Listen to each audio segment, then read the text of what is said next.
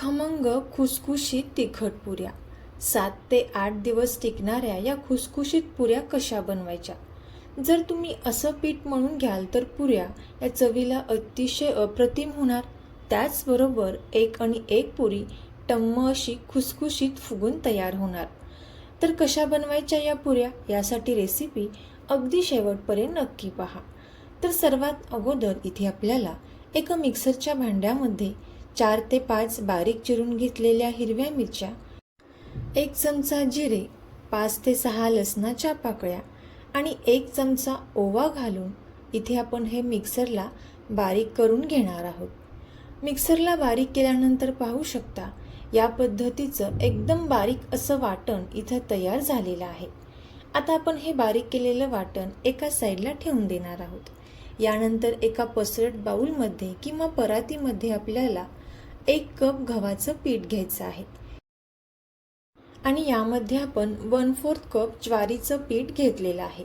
म्हणजेच पाव कप इथे आपण ज्वारीचं पीठ यामध्ये घातलेलं आहे आणि 1/4 कप बेसन पीठ घातलेलं आहे।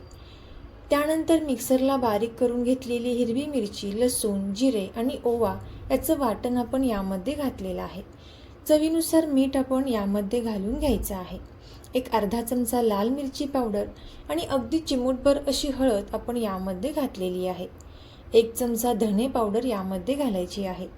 इथे आपण एक अर्धा चमचा चिली फ्लेक्स वापरलेले आहेत। तुमच्याकडे जर नसतील तर नाही वापरले तरी सुद्धा चालतील। त्यानंतर बारीक चिरून घेतलेली कोथिंबीर आपण यामध्ये घालायची आहे। जर तुमच्याकडे कप या पद्धतीचा नसेल तर तुम्ही इथे वाटीनुसार हे गव्हाचं पीठ मोजून घ्यायचं आहे। जर 1 वाटी गव्हाचं पीठ घेतलं तर पाव वाटी ज्वारीचं पीठ आणि पाव वाटी बेसन पिठाचा वापर इथे करायचा आहे। आता आपण हे चांगलं मिक्स करून घेणार आहोत।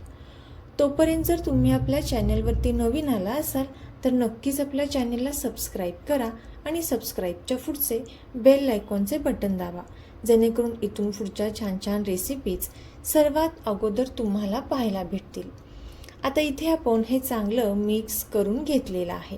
आता एका साईडला तडका पॅनमध्ये इथे मी 2 ते 3 चमचे तेल छान असं कडकडीत गरम करून घेतलेलं आहे।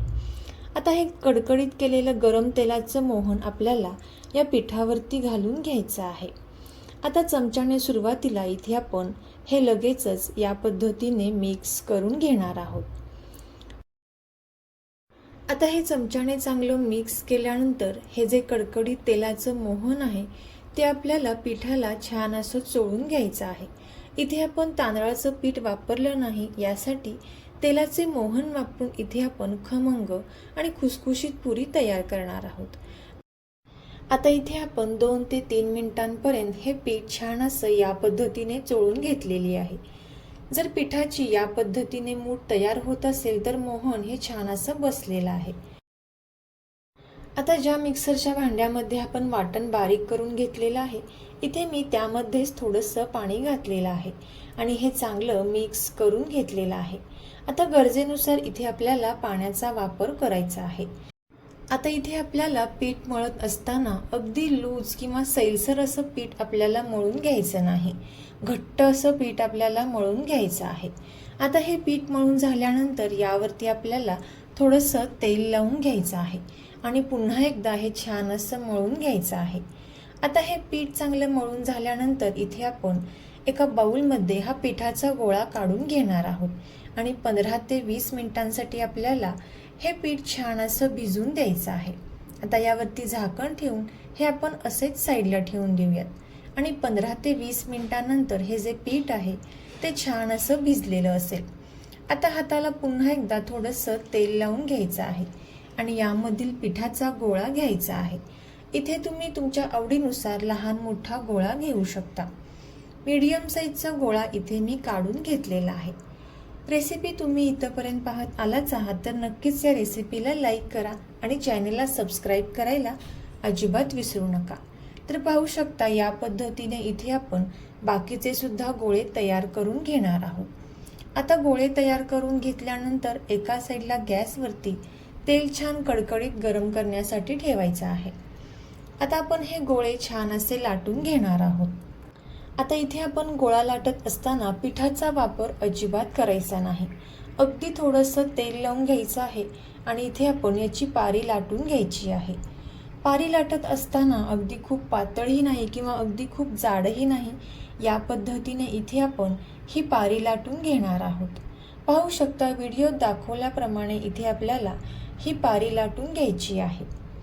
तेल लावल्यामुळे इथे पारी लाटत असताना चिटकत देखील नाही आणि पटकन अशी लाटून तयार होते. तर इथे मी याच प्रकारे बाकीच्या सुद्धा या पाऱ्या लाटून घेते. जर तुम्हाला पाऱ्या अशा पद्धतीने लाटायच्या नसतील तर मीडियम साईजचा एक मोठा गोळा घ्यायचा आहे आणि हा गोळा आपल्याला लाटून घ्यायचा आहे. हा गोळा सुद्धा लाटत असताना अगदी खूप पातळ इथे आपल्याला लाटून घ्यायचा नाही. आता इथे आपण हे या पद्धतीने लाटून घेतलेलं आहे. आता यावरती आपल्याला एक ग्लास किंवा एका वाटीचा वापर करायचा आहे किंवा तुमच्याकडे एखाद्या डब्याचं टोपण असेल तर ते सुद्धा तुम्ही इथे वापरू शकता. आणि या पद्धतीने इथे आपण या पुऱ्या काढून घेणार आहोत. अगदी झटपट इथे या पुऱ्या तयार होतात. एकाच मोठ्या पारीमध्ये 4 ते 5 पुऱ्या पटकन तयार होतात. तर पाहू शकता या देखील पुऱ्या छान अशा तयार झालेल्या आहेत. आता इथे एका साईडला कढईमध्ये तेल चांगलं गरम झालेलं आहे. तेल चांगलं गरम झाल्यानंतरच आपल्याला ही पारी तेलामध्ये सोडायची आहे. पुरी तळत असताना तेल चांगलं कडकडीत गरम होणं खूप गरजेचं आहे. आता या तेलामध्ये पारी टाकल्यानंतर पाहू शकता यावरती आपल्याला या पद्धतीने झाराच्या साहाय्याने हे तेल यावरती सोडायचं आहे आणि मस्त अशी टम्म फुगलेली पुरी इथे तयार झालेली आहे.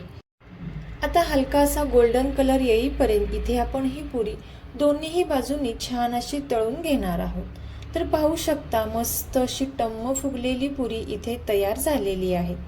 आणि याच पद्धतीने इथे मी बाकीच्या सुद्धा सर्व पुऱ्या तयार करून घेतलेल्या आहेत. तर तुम्ही सुद्धा असंच पीठ मळून ही खमंग खुसखुशीत पुरी नक्की ट्राय करून पहा आणि कशी झाली ती कमेंट करून नक्की सांगा. तुम्हाला जर ही रेसिपी आवडली असेल तर आपले मित्रमैत्रिणी आणि नातेवाईकांसोबत ही रेसिपी शेअर करायला अजिबात विसरू नका. थँक्यू.